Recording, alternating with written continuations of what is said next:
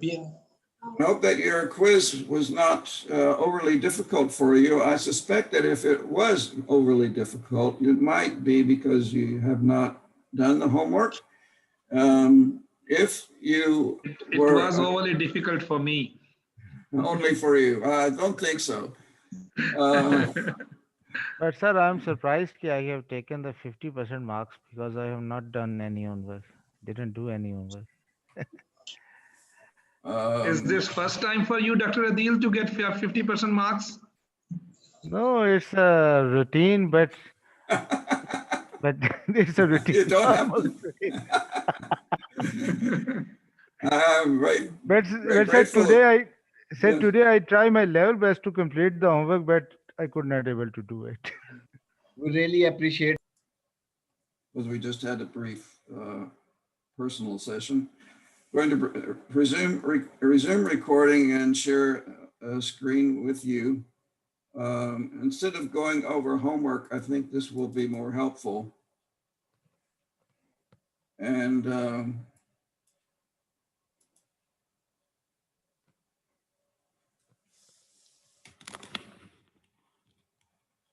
may need to change cameras.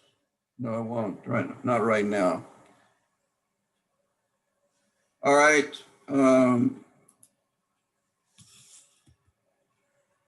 Again, we're reviewing what we have already looked at. Participles we classify as a separate mood. So remember now, we have covered a lot of territory and you have learned a lot.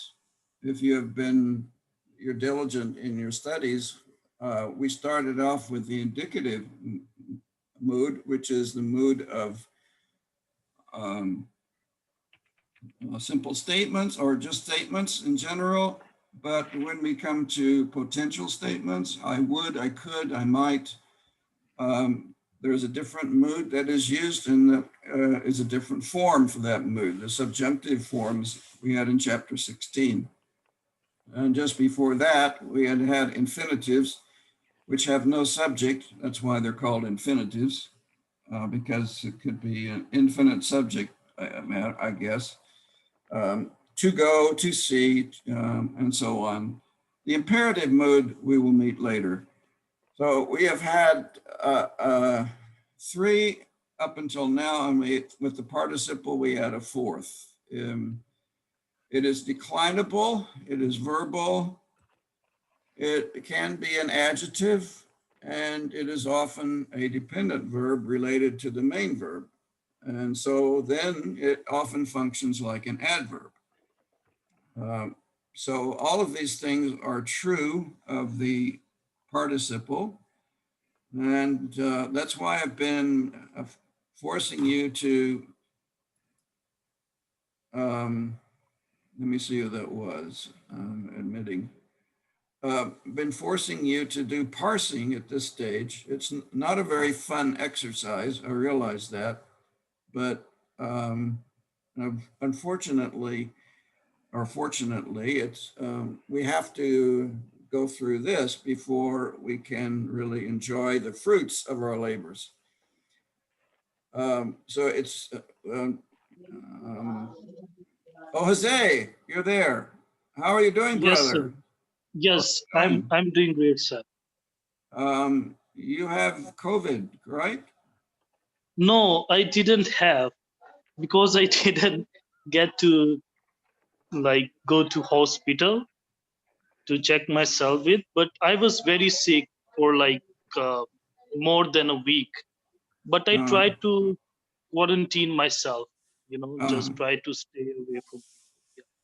Okay, so it was something else, perhaps the flu or some other virus. Yeah, infection on my chest. I think that was the reason. Okay, Teak. Well, it's good to have you, and I'm glad that you are doing better.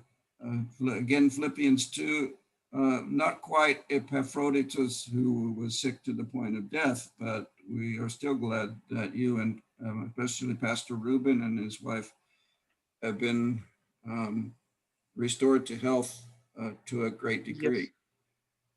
Yes. Thank you for your prayers. we stand together as brothers in Christ. And thank the Lord for the good connections. At least they seem to be some fairly good this morning. I'm just making sure that I've got everyone in. No one's waiting to be admitted.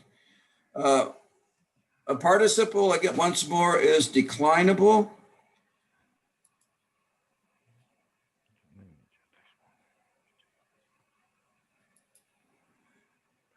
Declinable, it is verbal. It is a form of a verb like agapon, the one loving, or sorry, if it did have the article ha, agapon, masculine article with the masculine ending, it would be the one who is loving. So it is obviously a verbal form, but it still declines like a noun. And thus it can be used as an adjective. We'll see that in just a moment. So it has gender and number as well as case. And it is often a dependent verb related to the main verb. And we'll see many cases of that. In the Christmas story, we have one very interesting. Joseph, righteous dikaios, own, dikaios being, and not wanting to publicly shame her, Altain. We're talking about Mary. Notice the accusative case here in the feminine, speaking of Mary.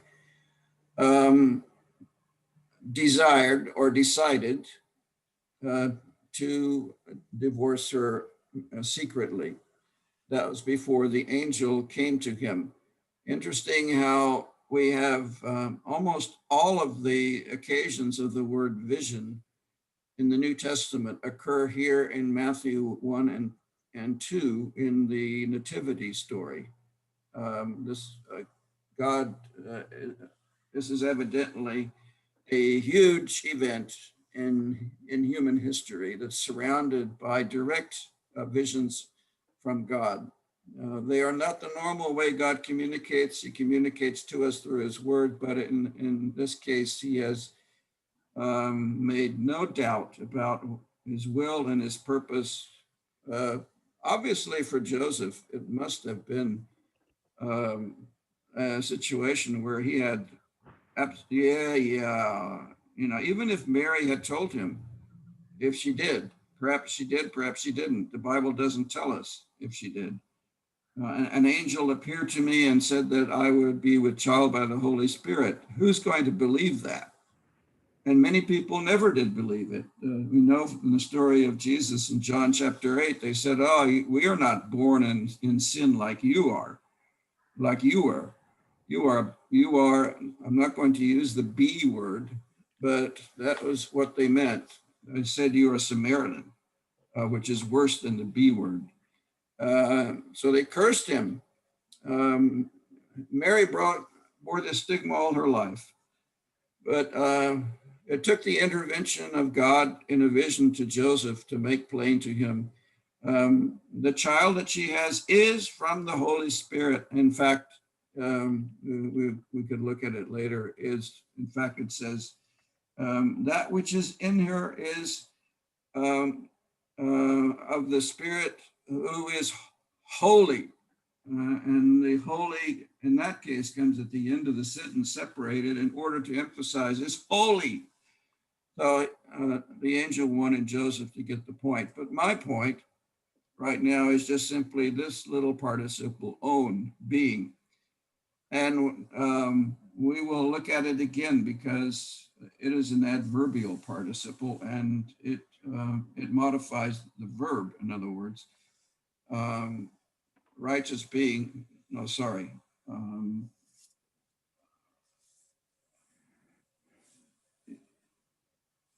look at it later. The point I'm going to make is that it could be causal because he was righteous. It could also be concessive, although he was righteous. And that just is a little hint of the complexity that we meet with Greek participles. They are not like English participles. And the translation of them will show us that the King James Version is of no use anymore because it tends to make every participle just an ing form.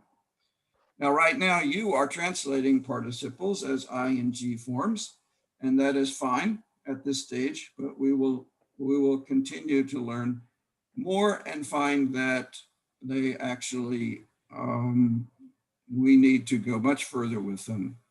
So many of them. Many times ing forms are okay, but many times they are not. We will learn to use the use of participles as we go along. Right now, we just need to remember they are verb forms that decline like adjectives.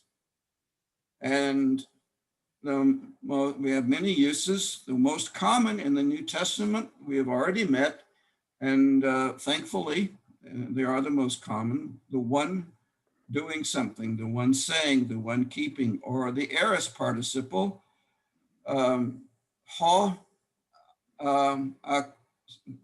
akusas, the aorist participle, the one hearing, because it is aorist does not mean that it's past tense without the augment.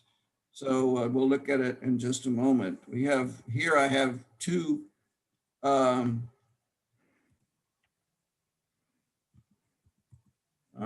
what's going wrong? I should be able to go backwards. All right. The present participle is the one loving. The aorist participle, ha, agapesas,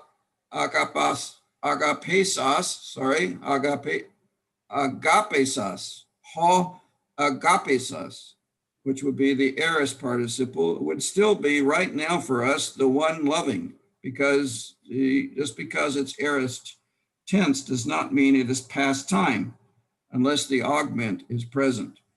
So there will be other factors in the context that might make it past tense, but not by itself. Excuse me, sir. Yes, please. Javed. Sir, when these both, the translation is same, what effect would be on the interpretation or the exposition of the text? Oh, we will work on that until you are blue in the face. So don't worry, it is coming. Thank you. First of all, we're going to look at what is on the surface, and then we're going to dig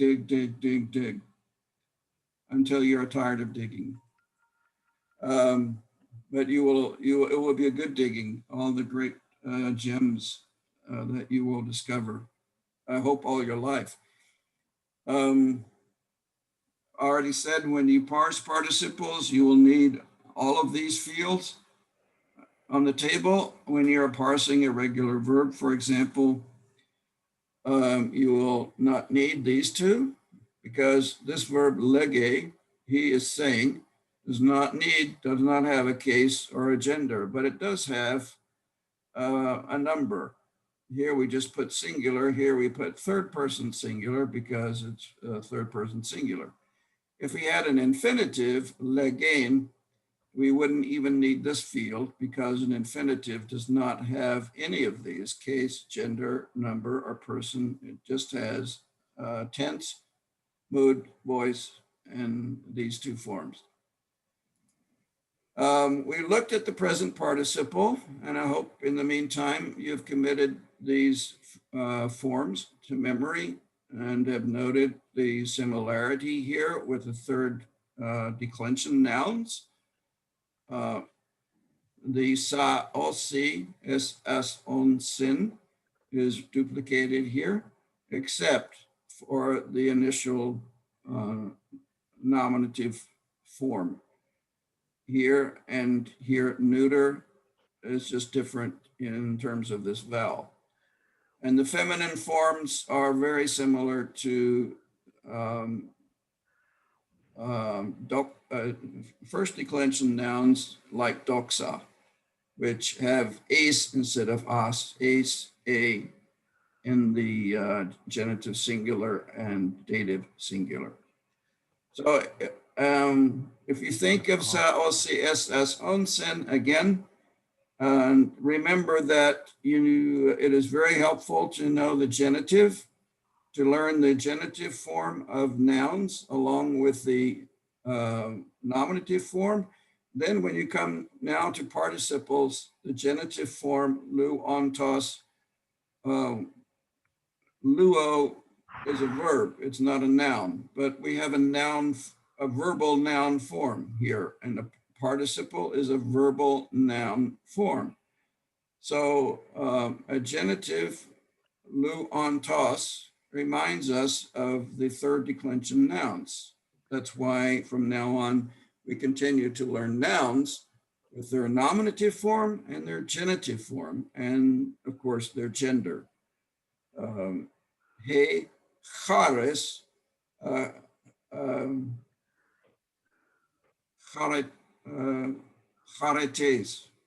I believe I'm right, the genitive singular form. Hey, so we know it's feminine, but we also learn the genitive form so that we can decline it throughout and know what it will look like if it's in another case ending. If we have learned our first, second, and third declension nouns, learning the participle forms is not difficult.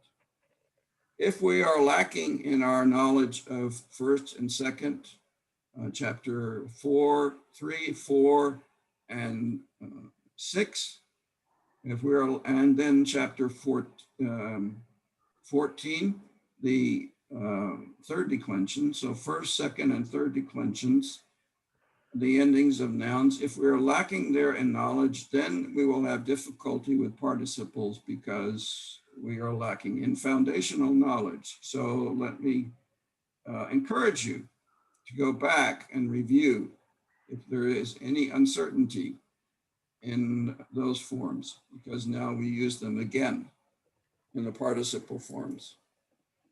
And we said last time the verb aimi is not difficult at all because it simply takes the endings that we just saw with luo, and again we see it with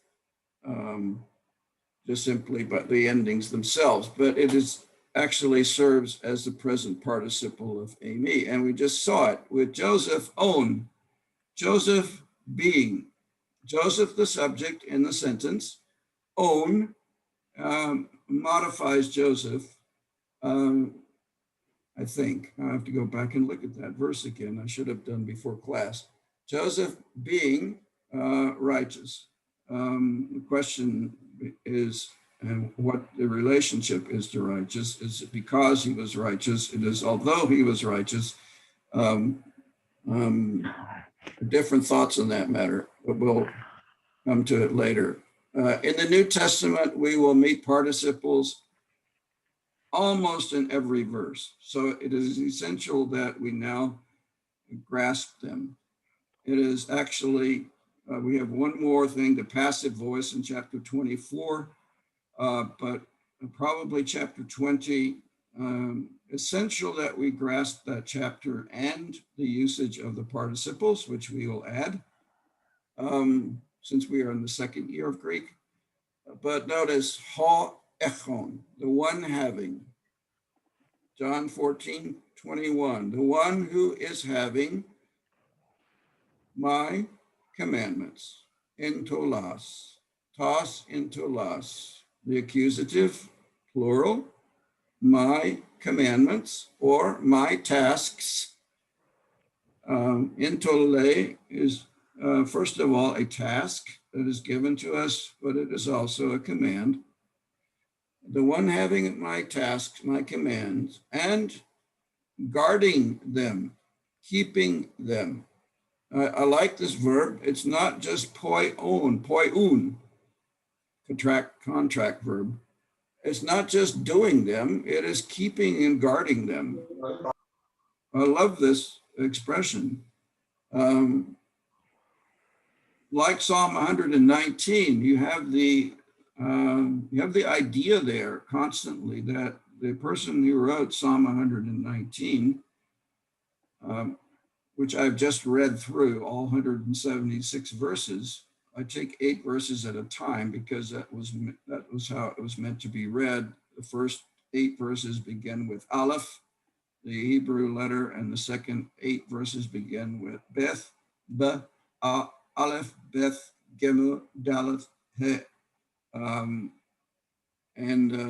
But the essential part of Psalm 119 is, I love your law, I treasure your law, and that is what Jesus is saying here. The one who is having my commandments, they have to have them first, and who is guarding and keeping them, Teron, that one, ikenos, not that in itself, ikenos, we will find later is very definitely an emphatic statement, because normally it would be hutos, this one. But by placing a kenos here, Jesus has said that one, that is the person who is esteemed, the one loving me. Notice again the participle, ha agapon. So echon agapon. Now the one loving me will be loved. We don't have the future passive yet, but will be loved by my Father. Hupo with the genitive, to patros, mu. Kago and I. That's a combination of ego and kai. Sometimes Greek does that, combines 2 words together. So kago and I will love, future tense, chapter 26, I believe. I will love him, auton, and I will show, I will make manifest, or I will show to him,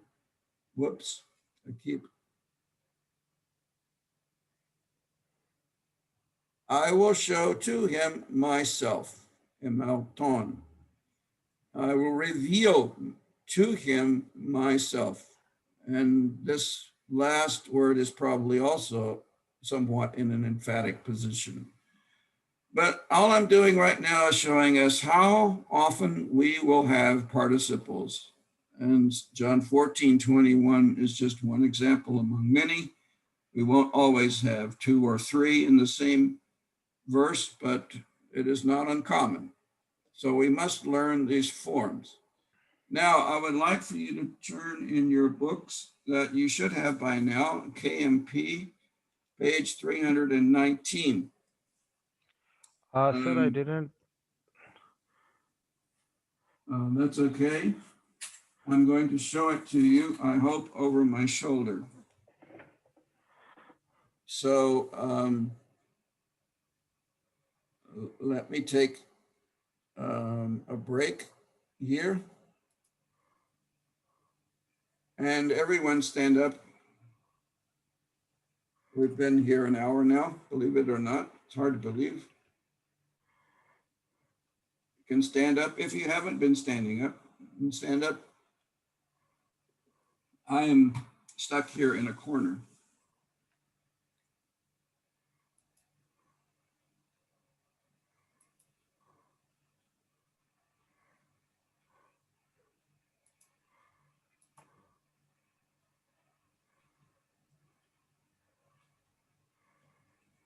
Okay. Kaleem खड़ा हो जा, sir जी कह रहे हैं. I hope this works. Oh, this won't work, but this will. Javed ਸਾਹਿਬ ਤੁਸੀਂ ਵੀ ਖਲੋਤੇ ਹੋ ਕਿ ਨਹੀਂ? मुझे ਆਪ कहते ये ਲੰਮੇ बैठे, ਪੈ ਗਏ ਹੋ। ਤੁਸੀਂ कहते ਲੰਮੇ मुझे ਪੈ ਗਏ बैठ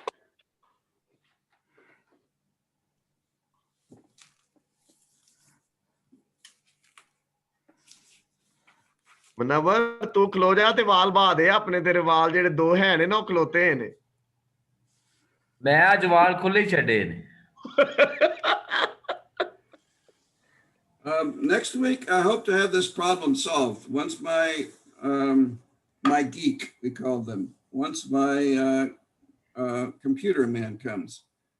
If you turn to this page, 319, if you don't have this book yet, you should hopefully be able to read this. You'll notice that we have this chapter on participles, going deeper. That is what we are doing. Whoops, I'm trying to get the right position. That is what we are doing in this class. We're going deeper. I'm going to read. Sir, it's not clear. And if I get closer, it's still not clear.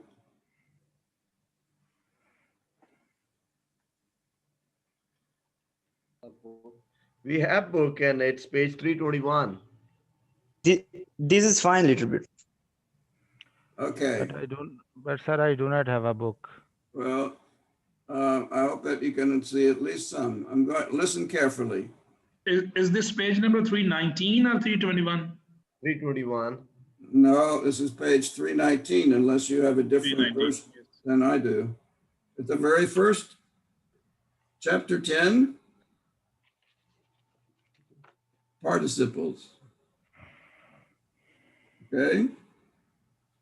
Very sorry about this. I should be able to show you the book itself on my screen, but my laptop is not cooperating with me.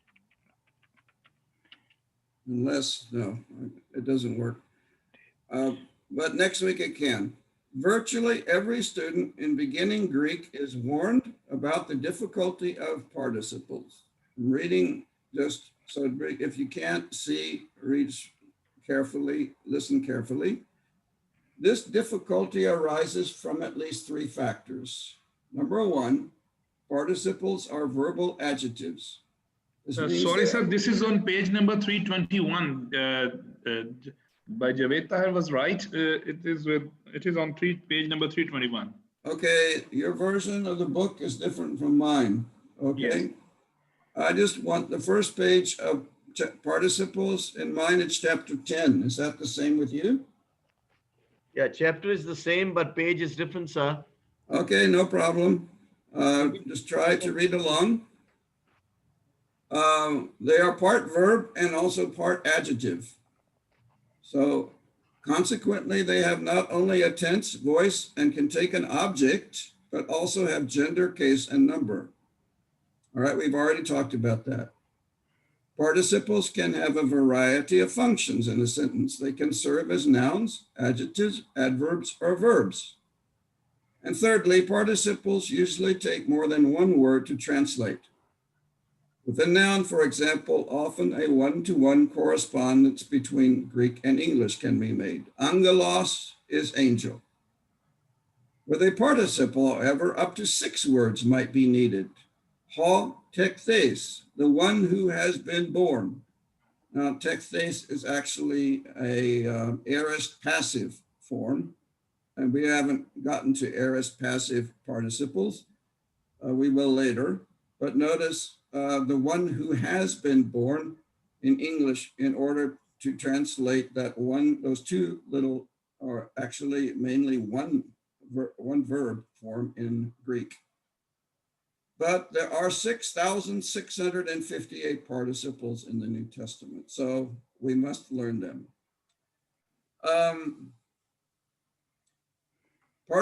As will be discussed below, participles, sorry.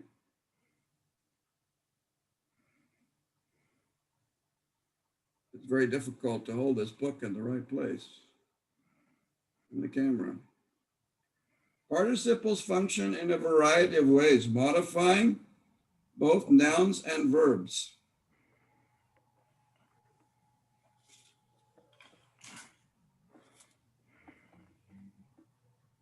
Sir, may we help you out by reading out? If you have it, yes, that's a good idea. Yeah. May I read from when a participle functions? Yes, start there. When a participle functions adverbally, it is grammatically subordinate or dependent on the main verb of the sentence or clause. Typically, the main verb will be in the indicative, imperative, or subjunctive mood. Adverbial participles often indicate the means, manner, or the results of the action of the main verb. This usage can be seen in Ephesians chapter 5 from verse 18 to 21. In this passage, Paul exhorts the Ephesian Christians and may I read the text on, may I continue, sir? Yes, please. And don't get drunk with wine, which leads to reckless living, but be filled by the Spirit, speaking to one another in psalms, hymns, and spiritual songs, singing and making music with your heart to the Lord, giving thanks always for everything to God the Father in the name of our Lord Jesus Christ, submitting to one another in the fear of God, and of Christ. I'm sorry. Yeah. Okay, and then we have the Greek text, and we have, you notice, a series of participles, all of which are actually commenting on the main verb, which is to be subject to one another in the fear of Christ. And no, sorry, which is to be filled. Pleus uste, player uste. This is an imperative form, which we haven't had yet, but it is the main verb, be filled, be being filled, present tense. And then we are told what that looks like with a series of participles. How do we do that? By speaking, by singing, by making music, by giving thanks, and by submitting. Those 5 things are all part of the main verb being filled. So if I were actually preaching on this passage, I might say, okay, what does it mean to be controlled by God, to be under the lordship of Christ, to be filled with the Spirit, which is actually all saying the same thing? Well, here we have 5 explanations. And I might know myself that they are 5 Greek participles, but I might probably not say that to my congregation because they don't know Greek. They don't know participles. They wouldn't know what I was talking about. So there's no point in making my knowledge great and wonderful. I'm not trying to show myself smart. I'm just trying to share the word of God. So I will explain to them, and these are 5 things that are characteristic of someone who is under the lordship of Christ, who has committed their lives to Christ. They speak with thankfulness, with singing, and making music in their heart, even if it is only a joyful noise, because they are not gifted in music, and so on. Notice that these are all present tense participles as well. So they will tend to emphasize an action that is ongoing. Now I would like to go, I think the rest of this I will let you read on your own. I would like to go across the page, if you would, to chapter objectives here.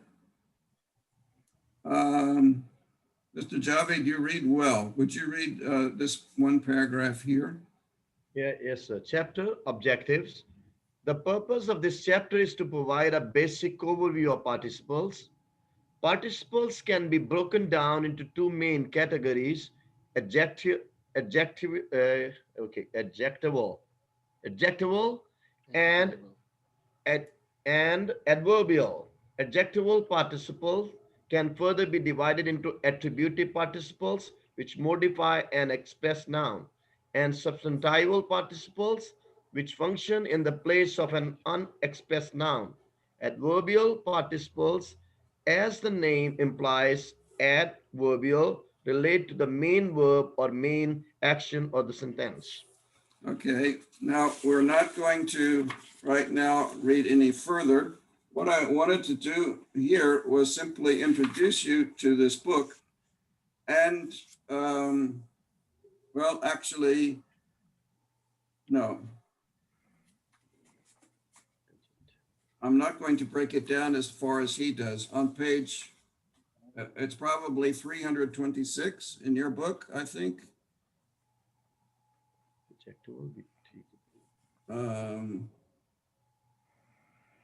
Adjectival participles.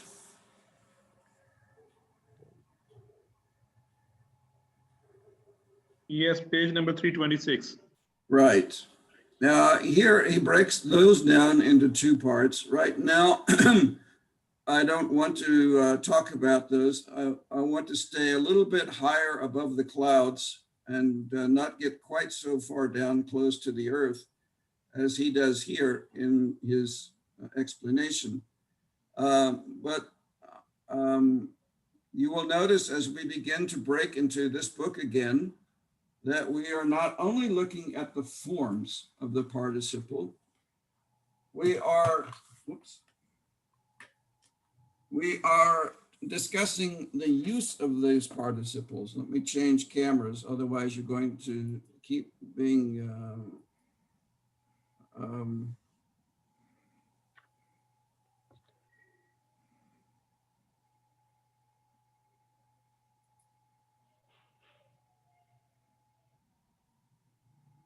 and I didn't want this to go on so long. So share screen. And we go back to this, I hope, yes. And to annotate. Sir, I have no book. I have no book. You need to, I don't know how to help you there, Dr. Adil. Sir, actually, Zanuria told me that they have no book, they have no more books in the college. Okay. I'm sorry, I'll let that one slide, we say. I didn't get that taken care of. I will figure out a way to take care of that. Okay. I think I know a way. Is it possible in Pakistan to send things through post or through FedEx or some sure way of getting a book to you? Or do they get lost in the mail? Sir, that's possible. Even if you give me the contact of the store, I will order him directly. But I have no need, because that would take a long time. I have one available, and this book I am loaning. If you want to purchase, you can, but I think I know where one more copy is, and I will. I just need an address to send it to, and the best suggestion from you as to which service to use. I don't know if FedEx or what. If the post office in Pakistan is reliable for this. Sir, I think he has a book already. How? He says he doesn't? No, I do not have. I made a conversation with Zanuria and she informed me that they have a lack of the books. Adil bhai, are you talking about the book we are studying now, in which have it 4 parts? जी उसी की बात कर रहा McIver's हूँ. book? No, McIver's की बात नहीं कर he's रहा हूँ. talking about Deeper Greek, the second Deeper volume. Greek. Oh, okay. Okay. Sir, actually, I have no problem. Okay, let's talk about it afterwards briefly, Dr. Adil. I need to move on. But we will find a way to solve this problem. Okay, right now, I need for you to think of the participle as being used in the Greek sentence in 3 different ways. Now, this is actually the same as the book, only the nomenclature, we say, the way we describe it is a little bit different. I will call the first one substantival. And I want to call it that because we will meet this word substantival. In fact, we've already met it with infinitives. We will meet this form word in many ways. And we are not trying to make things complicated. And again, I implore you, don't spring these words on your congregation unnecessarily, but we do have to use them as we learn to be scholars and teachers. Substantival just means like a noun, but we use the word substantival because sometimes even a whole sentence can be substantival. That is, it can be used as a noun. The one who has carried my burden is a phrase that is, even though many words, is substantival. The one who has carried my burden is Jesus, for example. And that is a whole sentence that is comprised of one phrase, almost all one phrase that we say is substantival. That is the subject. The one who has carried my burden is the subject of the sentence, that whole phrase. And we would say that phrase is substantival. Now we have within that phrase, we have a pronoun, the one, and who, no, sorry, one, a pronoun, and then we have another pronoun, who, and then we have a verb, has carried, and then we have an object, my burden, accusative. But still, the whole phrase is what we call substantival. Now here, it's much shorter, ha lego. In English, the one who is speaking, or to use McIver's simple present, the one speaking. That's fine. I like to emphasize the tendency in Greek. It is not without exception by any means, but the tendency in Greek for the present tense to be ongoing, to be continuous.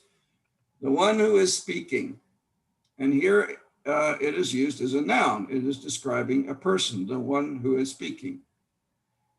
And the second use, which we will emphasize in this lesson, is adjectival or adjectival. You have different ways of pronouncing English than I do. That's fine, no problem. Don't ever let anyone look down on your pronunciation. In the South of the United States, I've said this before, I might say adjectival. I speak very slowly because that's how we talk in the South. Well, that's more actually of a Texan drawl. But I don't look down on a Texan drawl because I grew up in Texas. So I used to talk like that a little bit more. Not quite like that, but my English language has changed over the decades because being in England for first and then so on. So adjectival will modify a noun by definition, right?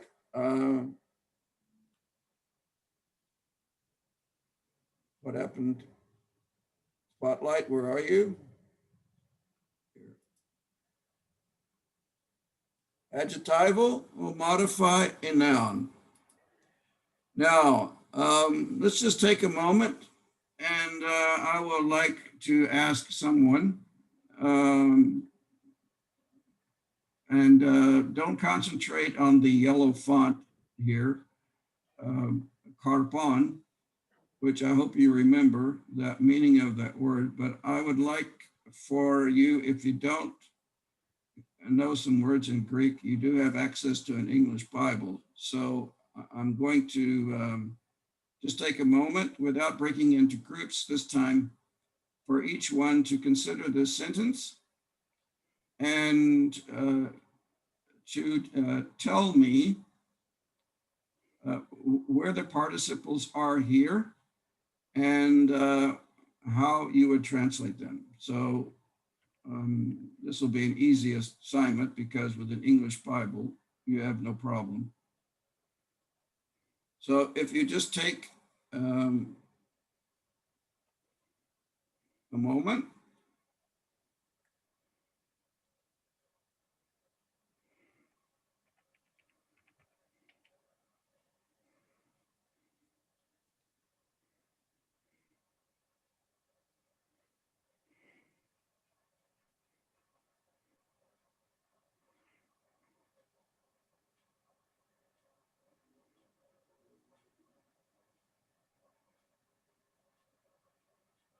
Just take a moment and study this verse and find the participles.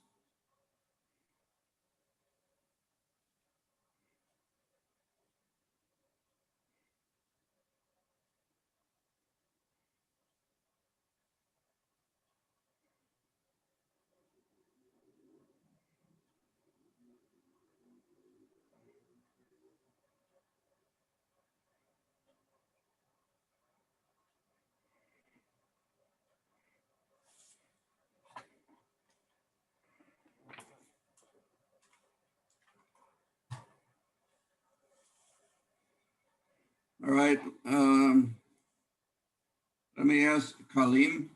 You are very convenient because you are right in front of me.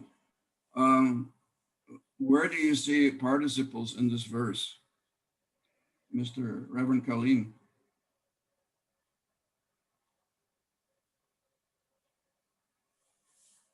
Is he there? No, you can't disappear when I ask a question. That doesn't work. Mr. Sonny, Reverend Sonny, can you tell me? Hello? Yes, please. Yes.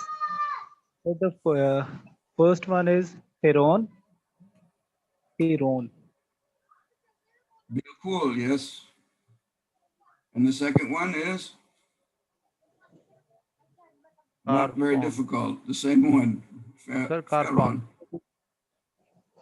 Now, can I ask someone, perhaps Mr. Jose, sorry, I put you on the spot after you just joined recently, but can you tell me what the gender of this participle is? Because all participles have gender.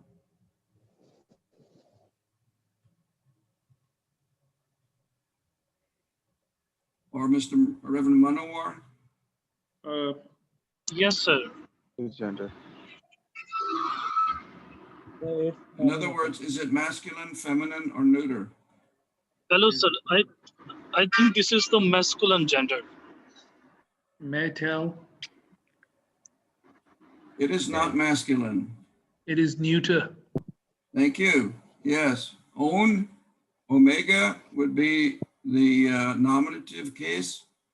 And this is the nominative case neuter because, and why is it neuter? So because of its ending. Ending is on. On. Yes, because of the ending, but it must match. And this word you have not had. So I was hoping maybe you would take a Greek lexicon if you had one at hand to look it up. But this is the neuter word. And pan is also pasapan. If you remember at the end of chapter 14, we were introduced to every or all, every branch, klema is branch, is the neuter word. So because this word is neuter, it is the third declension. So it might look like a first declension feminine noun, but it is not. It is third declension.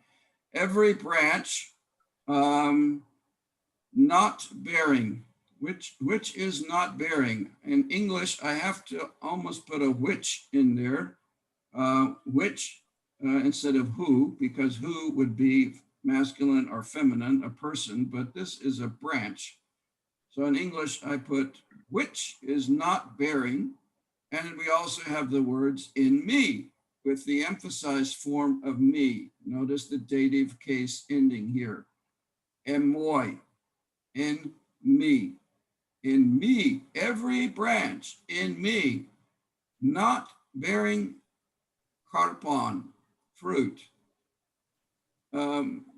Carpon is not neuter, and this does not modify carpon. Karpos, if you remember, karpos is the word for fruit, and it is Second declension, masculine. This is the accusative ending. It's a direct object in the sentence.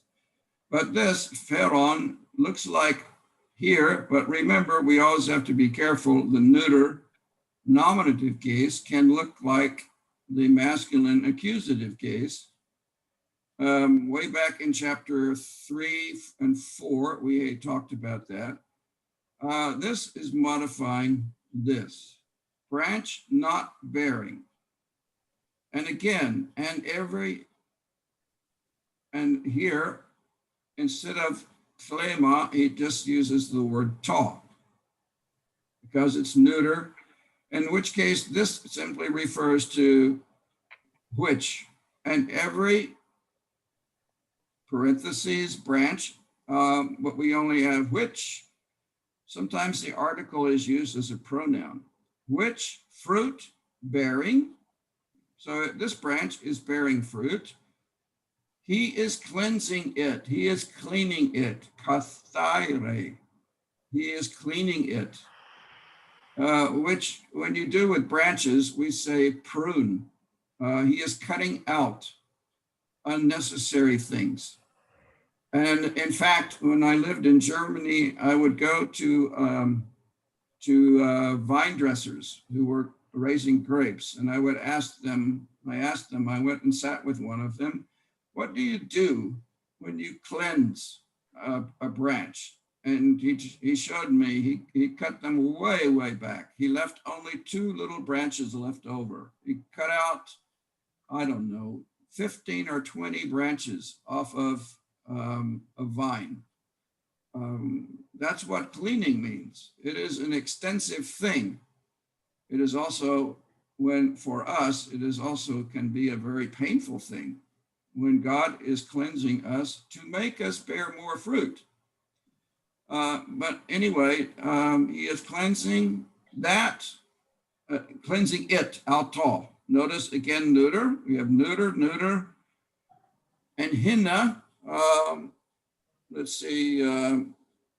I'm looking at the list of class members, and I only see partial. Let me go down. Mr. Noman, you were there with Reverend Javed, Reverend Noman. Could you just tell us what use of the subjunctive we have here? We have the subjunctive with the same verb. What use of the subjunctive is this? This means more. Pleona. Sorry.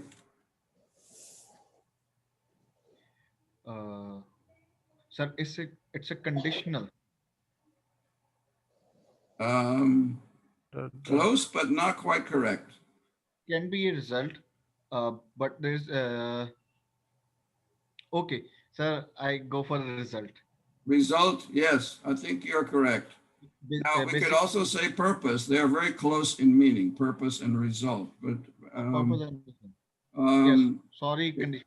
It could be actually both in a way. Purpose encompasses result. He cleanses us, but his purpose is, I think maybe we should even go stronger. Purpose is, his purpose is that we might bear more fruit.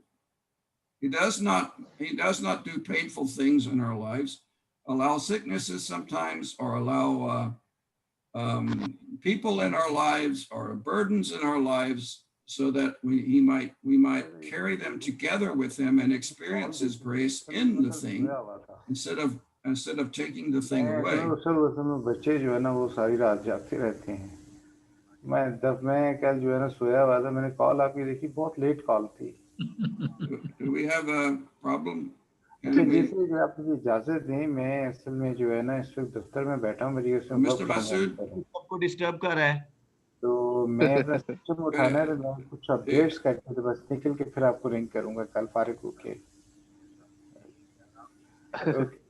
Okay, are we okay? What we need to notice right now is simply the branch not bearing fruit. He is taking it away. He is removing it. Aire, sorry. Now there is a difference in of opinion even among experts, but most would say this means to take away. It can mean to lift up, simply lift up, and not take it away, but just lift it up. And so some interpreters would say, he is lifting it up out of the ground, out of the dirt, and giving it one more chance. So maybe it is like Luke chapter 12 or 13, Luke 13, where the different picture, but very similar meaning. The gardener says, Lord, let me dig around it one more time and fertilize it. Maybe it will bear fruit. So maybe it is like that. But I think the context says he is taking it away and it will be burned. Now, that doesn't necessarily mean the fires of hell, but I'm getting too far away from the subject, so I'll have to move on.